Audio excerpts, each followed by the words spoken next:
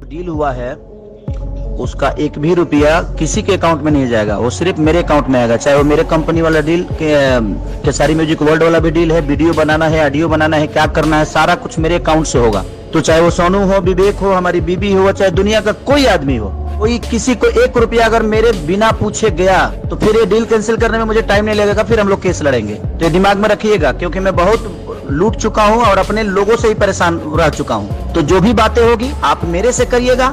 हाँ, जो भी चीजें हो रही है, जहां से भी हो रही है, जैसे भी हो रही है, वो मेरे तक पहले पहुंचना चाहिए, उसके बाद ही किसी तक जाना चाहिए। अगर मेरे आदमी भी आपको टॉर्चर कर रहे हैं, चाहे मेरे आदमी भी आपसे कुछ कर रहे हैं, तो आप निधड़क उसका नाम भी लीजिए और उसके लिए बात करिए।